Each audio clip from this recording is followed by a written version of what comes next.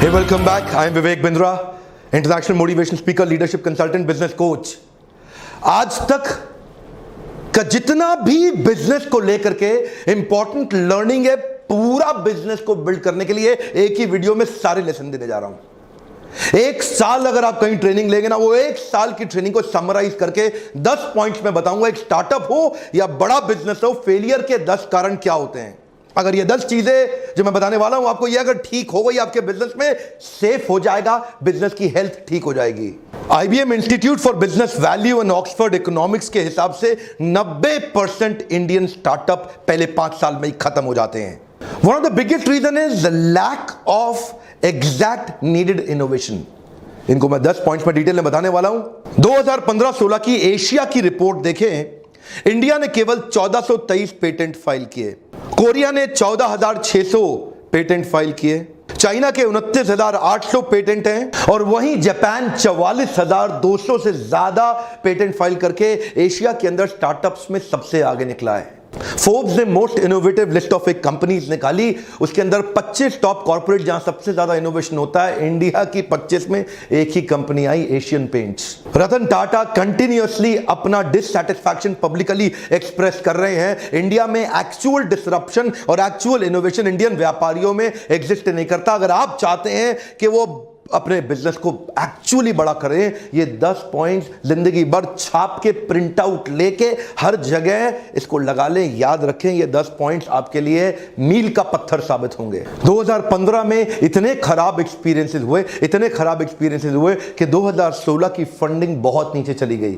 2015 में स्टार्टअप्स को फंडिंग मिली $7.5 बिलियन की। वही 2016 के अंदर हमारे स्टार्टअप्स केवल $3.5 बिलियन का फंड ही अट्रैक्ट कर पाए। वो एनर्जी कम हो गई। आज इन्वेस्टर पैसा डालना ही नहीं चाहते, क्योंकि हमारे इंडिया में स्टार्टअप्स को बड़ा करना और मेंटेन बिजनेस को करना आता नहीं है लोगों को। स्टार्टअप के इकोसिस्टम को लेके जो मोस्ट पॉपुलर 10 सिटीज है पूरे दुनिया के अंदर, उनमें इंडिया की किसी भी सिटी का नाम ही नहीं आता। मोस्टली सारी सिटीज अमेरिकन है। नंबर 1 पे सिलिकॉन वैली, 2 पे New York city, Los Angeles, Boston, ये टेल अवीव इजराइल से आती है, फिर London, Chicago, Seattle, Berlin, Singapore. India का कहीं नाम ही नहीं आता। हां, बैंगलोर तो है, लेकिन टॉप सिटीज में नहीं आ रहा। केवल बैंगलोर ही रजिस्टर हो रहा है दुनिया के मैप पे। क्विकली 10 पॉइंट लेते हैं। पहला पॉइंट है missing innovation around customers money making model.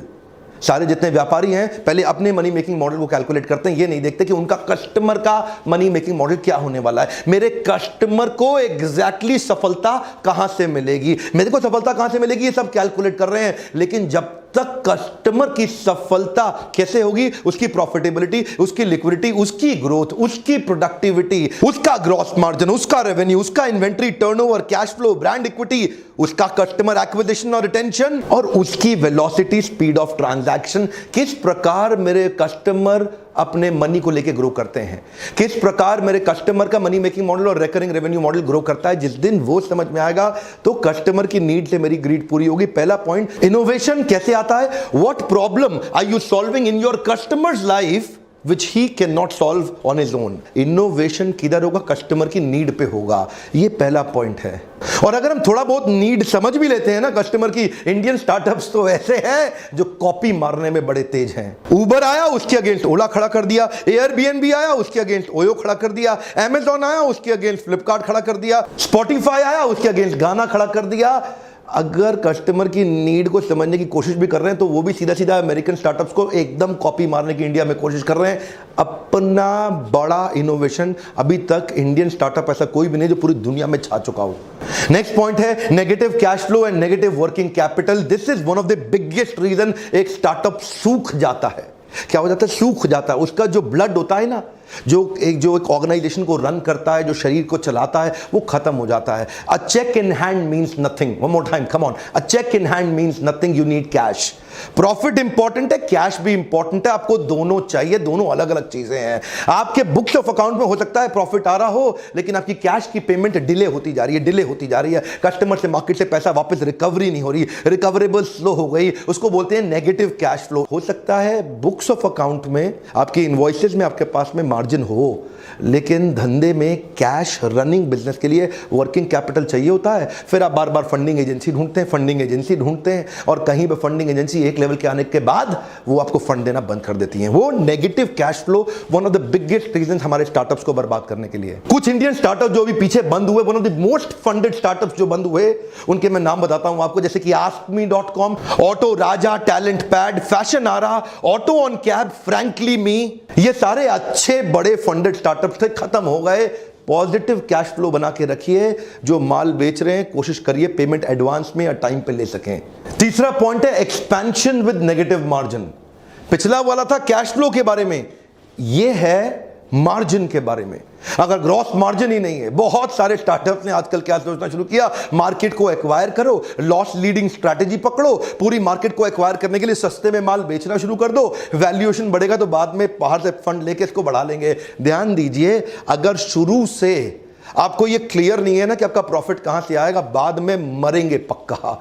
मैं कितने लोगों को दुखी देखता हूं, मेरे लीडरशिप फनल में आते हैं, फिर उनको समझाते हैं, उनका दिमाग के ढक्कन खुल जाते हैं इस लीडरशिप फनल प्रोग्राम में। ये दिक्कत क्या है, ये धंधा करते हैं सस्ता बेचने के चक्कर में शुरू से ही मार्जिन के साथ कॉम्प्रोमाइज कर जाते हैं। ध्यान दीजिए, पहले से ही प्लान बना के रखिए कि कब और कैसे अपने मार्जिन को कवर करेंगे। सस्ता बेचने के चक्कर में मार्केट को एक्वायर करने में डीप पॉकेट्स के लिए अगर प्रिपरेशन नहीं है, पहले प्रिपेयर नहीं किया, जिंदगी भर रिपेयर करते रहोगे, बाद में बड़ा सा लिखा होगा शट डाउन। और हमारे आते हैं लीडरशिप फनल में, बेचारे रोते हैं हमेशा पर्सनली बैठ के, यही गलतियां कर रहे हैं। या नेगेटिव कैश फ्लो या नेगेटिव मार्जिन, ये दोनों बहुत जरूरी है, दोनों अलग अलग पॉइंट है, दोनों को समझिए। अगला मेरा पॉइंट है lack of talented man power. इसके ऊपर मैंने पूरा वीडियो दिया था, how to build high performance team. अगर आपके पास नवरत्न तैयार नहीं है ना, अकबर की टीम विदेश से इंडिया आई थी, नवरत्नों की मदद से पूरे देश को कंट्रोल कर लिया। क्या आपके पास आपके talented, high potential, high performance, high skill, high will, क्या आपने हाईली केपेबल लोगों की मैन पावर तैयार करी है? ये मेरा क्वेश्चन है आपसे। क्या आप उनकी कॉम्पिटेंसी मैपिंग, उनकी कॉम्पिटेंसी असेसमेंट कर रहे हैं? क्या आप देख रहे हैं आपके पास ऐसे लोग हैं जो आपके विजन को एग्जीक्यूट कर जाएं? क्या आपके पास ऐसे लोग हैं जो आपकी आइडिएशन को एग्जीक्यूशन में कन्वर्ट कर दें? क्या आपके पास ऐसे लोग हैं जो मोस्ट टैलेंटेड लोग हाईएस्ट एंथुसियाज्म और एनर्जी के साथ काम कर रहे हैं? ये बहुत इंपॉर्टेंट चीज है। उनके एज को पहचानिए और उनके एज को एनर्जाइज करके उनको एंगेज कर दीजिए। अगर बढ़िया मैन पावर नहीं, सब कुछ अच्छा होने के बाद भी अकेले आप थोड़ी काम करेंगे, लल्लू लाल गुलाब जामुन वाले थोड़े ही हैं आप गल्ले में बैठ के चिपक के थोड़ी धंधा बड़ा कर सकते हैं। मैन पावर तो आपको चाहिए ही चाहिए। अगर नहीं देखा how to build high performance team video, वो जरूर देखिएगा। पांचवा पॉइंट है मेरा scalability with recurring revenue model. ये स्केलेबिलिटी और रिकरिंग रेवेन्यू मॉडल दो चीजें हैं। स्केलेबिलिटी मतलब बिजनेस में बड़ा होने का मॉडल क्या आपने ढूंढा, क्या वो ढूंढ पाए हैं कि बिजनेस बड़ा कहां से होगा? कई स्टार्टअप्स बड़े प्रॉफिटेबल होते हैं, कई स्टार्टअप्स में मार्जिन अच्छा होता है, कई स्टार्टअप्स अपने रीजन के अंदर अच्छा काम कर जाते हैं, लोकल रीजनल स्टार्टअप या बिजनेस होते हैं, लेकिन वो बड़ा कैसे किया जाए जो पूरी दुनिया में फैल सके, उसकी तैयारी पहले से नहीं करते। और दूसरी चीज, बड़ा होते होते होते जो आपके कस्टमर है, क्या वो रेगुलर कस्टमर बन पा रहे हैं?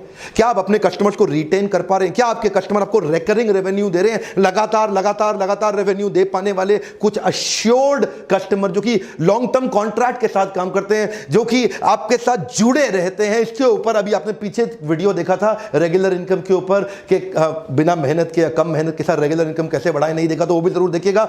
वो वीडियो पूरा डिटेल है, लेकिन यहां पे एक पॉइंट है जो बड़ा महत्वपूर्ण है कि एक तो बिजनेस बड़ा होना चाहिए और दूसरा बिजनेस में कुछ सस्टेन्ड रिटेन कस्टमर्स के लिए रिकरिंग रेवेन्यू मतलब रेगुलर इनकम वाले मेथड्स को बिल्ड करें। अगर ऐसा रहेगा तो आगे दौड़ पीछे छोड़, आगे दौड़ पीछे छोड़, इसका टेंशन नहीं रहेगा। व्यापारी यही करते हैं, नए नए कस्टमर के पीछे भागते रहते हैं, पुराने वाले पीछे छूटते रहते हैं। छठा मेरा पॉइंट है mixed marketing signal and wrong positioning. इसके ऊपर तो लीडरशिप फनल में इतने क्वेश्चन आते हैं, मेरे साथ लाइव वर्कशॉप में लोग क्वेश्चन करते हैं।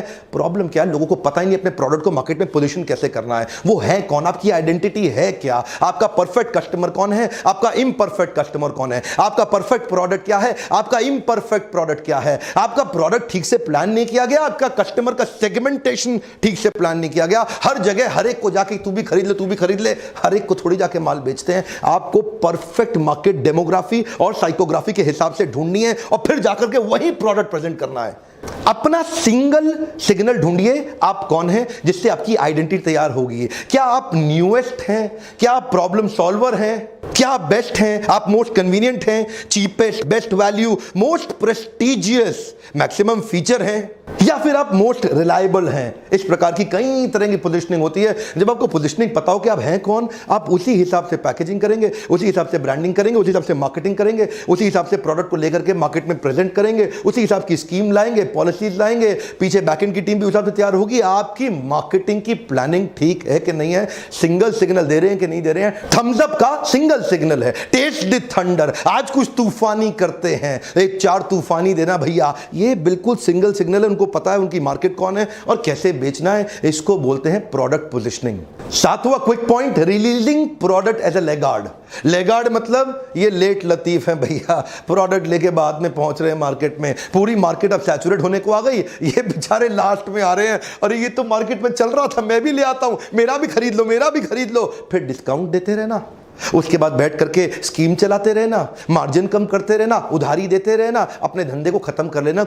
आपके धंधा, आपका बिजनेस कितना सेफ है, इस पर डिपेंड करता है कि आप प्रोडक्ट की टाइमिंग ठीक है, क्या आप मार्केट के अडॉप्शन कर्व को पहचान पा रहे हैं। One of the biggest reason product late आने के बाद में बेचारा स्ट्रगल ही करता रहता है, यार कोई खरीद नहीं रहा है, कोई खरीद नहीं रहा है, बढ़िया कस्टमर नहीं मिल रहा, कस्टमर तंग कर रहा है, कस्टमर मेरे कॉम्पिटिटर के पास चला जाता है, कस्टमर उधारी मांगता है। इस पे तो बहुत डिस्कशन करते हैं मेरे पार्टिसिपेंट आके मेरे साथ। हम पूरी एंटरप्रेन्योरशिप आपको सिखाना चाहते हैं इस छोटे से समरी वीडियो के माध्यम से। 8वां पॉइंट है, save yourself from getting out competed. आपने अच्छा बिजनेस तो शुरू कर दिया, लेकिन आपका कॉम्पिटिटर आपको ध्यान से देख रहा है, ये आदमी कर क्या रहा है, उसकी पूरी नजर है आपके ऊपर, उसकी चील की तरह पैनी नजर है आपकी हर चाल के ऊपर, वो पोकर की तरह चुपचाप खड़ा होकर के देख रहा है आपको, ये आदमी कर क्या रहा है। पहले से तैयारी करके चलना है। आपने एंट्री बैरियर का मेरा वीडियो देखा था, मैंने वहां कुछ पॉइंट शेयर किए थे। Intellectual property right, patent and licensing या प्रोप्राइटरी टेक्नोलॉजी, आप कुछ ऐसी प्लानिंग करके चलिए जो फिर आपके कॉम्पिटिटर के पास राज खुलने नहीं चाहिए। कोशिश करिए अपनी ब्रांड इक्विटी अच्छी करने की, या फिर सोर्सिंग, अपने माल की इतना सस्ता खरीद लीजिए, इकोनॉमीज ऑफ स्केल बिल्ड करके इतना सस्ती परचेजिंग कहीं से उठा ला जाए तो कॉम्पिटिटर बेचारा सोच ही ना पाए, यार ये माल इतना सस्ता बेच कैसे रहा है, उसको पता ही ना लगे। कई तरीके हैं, आपको ये नाव में सारे बैठे हैं और ये एक आगे निकल गया और बीच में बैरियर खड़ा कर दिया, रेड ओशन से ब्लू ओशन। क्या आप अपने बिजनेस के अंदर शुरू से एंट्री बैरियर की प्लानिंग करके चले हैं? ध्यान देना, जो 10 पॉइंट्स बता रहा हूं ना, इनमें से किस किस में आप वीक हैं वो लास्ट में आपको प्लान करना होगा। दोबारा से वीडियो को सुनिएगा, 2 3 5 4 5 6 7 8 बार इस वीडियो को सुनिए, ताकि आप ये समझ सकें कि इन 10 में से कौन से पॉइंट्स में आप कमजोर हैं। अच्छा बिजनेस करने के बावजूद भी कई बार डर इस बात का होता है कि कंपटीशन, आपको कहीं बड़ा सा कंपटीटर आके आपको बाद में खा ना जाए। तो ये जो एंट्री बैरियर का वीडियो था, वो पूरा वीडियो देखिएगा, वो डिटेल में है। 9वां पॉइंट बड़ा आउटस्टैंडिंग है, missing the process of converting feedback into a feed forward. Customer आपको फीडबैक देता है, आप उसको फीड फॉरवर्ड में कन्वर्ट नहीं करते। कस्टमर आपको अपने एग्जिस्टिंग प्रोडक्ट के साथ परेशानियां बताता है, आप सोचते हो यार ये डिस्काउंट मांग रहा है इसलिए कर रहा है। सिग्नल दे रहा है कस्टमर, क्या दे रहा है? Signal. Complain is a gift, catch it, come on, complain is a gift, catch it. Complain को कैच करिए, देखिए वो सिग्नल होता है। He wants to be with you, but only thing that he is expecting is, यार थोड़ा सा अपने आप को बदल ले, मैं तेरे साथ रहना चाहता हूं। इसका मतलब उसके प्रोडक्ट में, आपके प्रोडक्ट में उसको कुछ तकलीफ आ रही है, कह रहा है थोड़ा सा चेंज ले आ, I want to be with you, that's called complain. Complain का मतलब क्या है? वो आपके साथ रहना चाहता है। अगर वो कंप्लेन नहीं कर रहा, वो बड़ा डेंजरस है भाई। कस्टमर आपको कंप्लेन ही ना करे, चुपचाप आपके कॉम्पिटिटर पे जाकर शिफ्ट हो जाए, आपको बिना बताए, वो ज्यादा डेंजरस है। कंप्लेनिंग कस्टमर बहुत बढ़िया होता है, कंप्लेनिंग कस्टमर को गले लगा लो, ये आपको बचा लेगा। Converting the feedback into feed forward, इसको बोलते हैं पिवॉट। बाउंस बैक करते हैं ना, पिवॉट, नया चेंज लाना। पहला प्रोडक्ट केवल ट्रायल के लिए होता है, एक बार और याद रखिएगा, पहला प्रोडक्ट केवल ट्रायल के लिए होता है। Your first product is never your final product. कई इंप्रूवमेंट साइकिल लाने पड़ते हैं, फीडबैक को फीड फॉरवर्ड में कन्वर्ट करिए, नहीं तो शुरुआत तो अच्छी हो सकती है, बाद में उड़ जाएंगे। 10वां amazing point, business model of building complete ecosystem. Business model of building complete ecosystem. ये इकोसिस्टम कैसे है, क्या मतलब होता है इसका? इसका मतलब है जीव जीवस्य जीवनम। एक जीव अपने जीवन के लिए दूसरे जीव पर निर्भर होता है, एक जीव दूसरे जीव पर निर्भर है अपने जीवन के लिए, इसको बोलते हैं जीव जीवस्य जीवनम। ये एक वेब बन जाता है बिजनेस में। आइसोलेशन में, अकेले में ना करें काम, पूरी सोसाइटी कम्युनिटी के साथ मिलके इकोसिस्टम तैयार करें। जैसे कि फेसबुक एक इकोसिस्टम है बहुत बड़ा, अगर फेसबुक चला गया ना दुनिया से, अचानक पूरी दुनिया में तहलका हो जाएगा। जैसे कि YouTube एक बड़ा इकोसिस्टम है, इसमें कितने हजारों लाखों करोड़ों लोग इन्वॉल्व हो चुके हैं YouTube के अंदर। YouTube को बनाने और कंज्यूम करने दोनों में बहुत बड़ा इन्वॉल्वमेंट है। पेटीएम हमारे देश में आने वाला एक और बहुत बड़ा इकोसिस्टम होगा। Amazon एक बहुत बड़ा इकोसिस्टम है। गूगल का एंड्रॉइड कमाल का इकोसिस्टम है। गूगल ने एक प्लेटफॉर्म क्रिएट किया जहां पे एप्लीकेशन बनाने वाले लोग आके फ्री में एंड्रॉइड का एप्लीकेशन अपना डालते रहते हैं। बेचारे मोबाइल हैंडसेट मेकर्स के लिए मजबूरी हो गई, क्योंकि अब एंड्रॉइड का इतना बड़ा प्रेजेंस है मार्केट में, तो वो एंड्रॉइड कंपैटिबल मोबाइल ही बनाते हैं। अब वो एंड्रॉइड कंपैटिबल मोबाइल बनाते हैं तो एंड्रॉइड पे और ज्यादा एप्लीकेशन आती हैं। अब ये सबका फायदा किसको हो रहा है? गूगल को, क्योंकि उसने अकेले में काम नहीं किया, उसने दुनिया को अपने साथ जोड़ लिया। क्या आप अपने बिजनेस को अकेले में तो नहीं कर रहे? अपॉर्चुनिस्टिक मार्केट के अंदर सामने वाले को पेल दो, अकेले में मिल गया ये कस्टमर, पेल दो। कई बार ऐसा करते हैं ना लोग। ऐसा कुछ क्रिएट करिए कि दुनिया का फायदा आपकी एग्जिस्टेंस से हो रहा हो, जिस दिन आप चले गए पूरी दुनिया रुक जाए। और कम से कम दुनिया नहीं, छोटे शहर से प्लान करिए। ये सब हम लोग पूरा दिन 2-2, 3-3, 4-4 दिन बैठ के लीडरशिप फनल में इन सब पॉइंट्स को डिस्कस करते हैं डिटेल के अंदर। लेकिन मैंने आपको 10 पॉइंट ऐसे, ये बड़ा पावरफुल वीडियो, इसको दोबारा घुमा के देखिएगा। YouTube वीडियो ज़्यादा बड़ा कितना बड़ा कर सकते हैं हम, लिमिटेड ही रखना पड़ता है। लेकिन लीडरशिप फनल में आके आप मुझसे डायरेक्ट क्वेश्चन करते हैं। आपके पास एक सुविधा होती है मुझसे अपने बिजनेस के बारे में, वर्कशॉप के बीच में ओपन क्वेश्चन के बहुत राउंड होते हैं, जहां मैं हर एक के क्वेश्चंस का जिम्मेदारी के साथ उत्तर देता हूं। आपने प्रश्न किया, मैंने उत्तर दिया, आपने प्रश्न। इस तरह से हम बहुत से व्यापारियों को सफल बना रहे हैं, जिसके लिए आप इस नंबर पे फोन करके थोड़ा पता लगाइए कि अगला प्रोग्राम कब है। हो सकता है आपके आसपास हो और कौन से शहर में हो रहा है।